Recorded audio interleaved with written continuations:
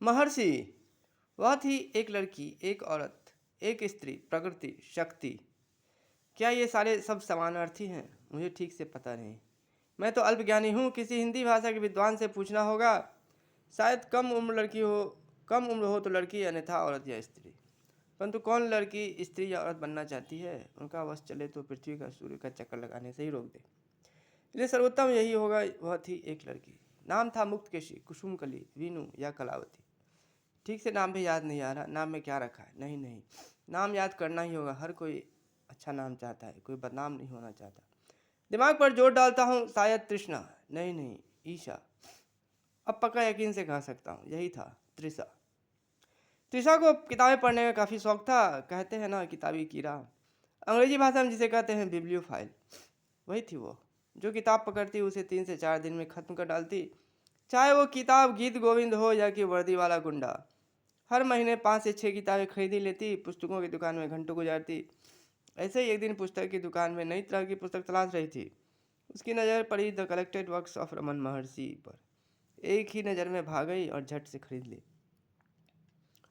उसी दिन रात में खाने पीने का काम खत्म करने के बाद बिस्तर पर सर के पीछे 2 तकिया लगाकर लेटे लेटे नई खरीदी हुई किताब पढ़ने में मग्न हो गई। पढ़ती ही गई। पढ़ते पढ़ते यकायक रुक गई। किताब अभी पूरी नहीं पढ़ी थी। उसका मन मस्तिष्क अलग ही आयाम में प्रविष्ट कर चुका था।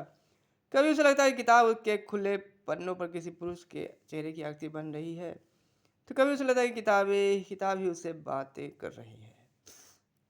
पुस्तक कह रहा था। इस पुस्तक के पन्नों का निर्माण जिस कागज से हुआ है, वह कागज जिस पेड़ को काट कर बनाया गया है, वह पेड़ पिछले जन्म में था। एक लड़का, एक आदमी, एक पुरुष, शिव। नहीं, शिव तो बिल्कुल भी नहीं। उस लड़के के बारे में कुछ भी शिव नहीं था। वह तो था पापी, महापापी, व्यभिचारी, परस्त्रीगामी, वैश्यागामी और ना जाने क्या क्या। वह अपनी सारी ऊर्जा उन सुवर्णों की खोज में लगाया करता है जिनका कि काव्य लेखन में सीधे सीधे कोई उपयोग नहीं होता। वह चोर नहीं था। बदकिस्मती से वह शादीशुदा था। पत्नी काफी सुंदर थी। बेचारी पत्नी अपने पति से काफी परेशान रहती। हर रोज उसका अपने पति से लड़ाई झगड़ा हो ही जाता। सोचा करते कभी न कभी अपने पति को सुधार ही देगी, सही रास्ते पर ले ही आएगी, परंतु ऐसा हो नहीं सका।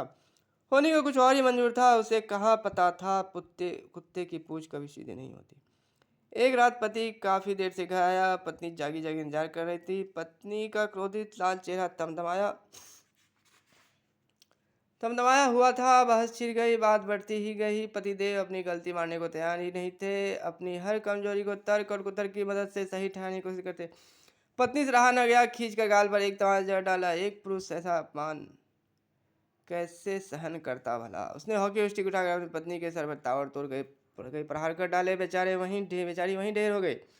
सुबह होने पर पति ने अपने आप को पुलिस के हवाले कर दिया। कुछ सालों तक मुकदमा चला। अंततः उसे अपनी जघन्य अपराध के लिए फांसी की सजा सुनाई गई। फांसी से एक दिन पहले वह सारा दिन रोता रहा। बस रोता ही रहा। दूसरे दिन मौत की सजा दिए जाने से पहले जेलर ने उसे अंतिम इच्छा पूछी। उसने कहा, मुझे ज्ञान चाहिए, मुझे मुक्ति चाहिए। जेलर ने, जो कि रमन महर्षि का शिष्य था, उसे एक पुस्तक ला कर दी थी, the collected works of Raman महर्षि। उसने थोड़ी देर वह पुस्तक पढ़ी। उसे नहीं समय मृत्युदंड दिया। प्राण छूटने के समय उसे लग रहा था कि उससे रमन महर्षि कह रहे हो, तुम अगले जन्म में एक पेड़ बनोगे और तुम्हारा अंतिम जन्म होगा। पुस्तक ने आगे बतलाया और ऐसा ही हुआ। उस आदमी की आत्मा एक पेड़ के रूप में दोबारा पृथ्वी पर आई। उसी पेड़ को काटकर कागज बनाए गए। उन्हीं कागजों से मेरा निर्माण हुआ है। और तृषा, तुम उसी आदमी की पत्नी का पुनर्जन्म हो।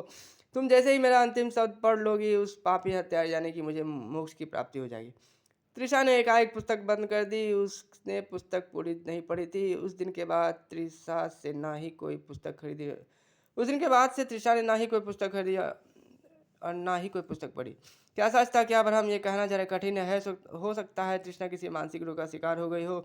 जो भी हो, तृषा ने द कलेक्टेड और सामान्य मार्ग से कभी पूरी नहीं गई। बस उस दिन से उस पुस्तक को सीने से लगाए रखती।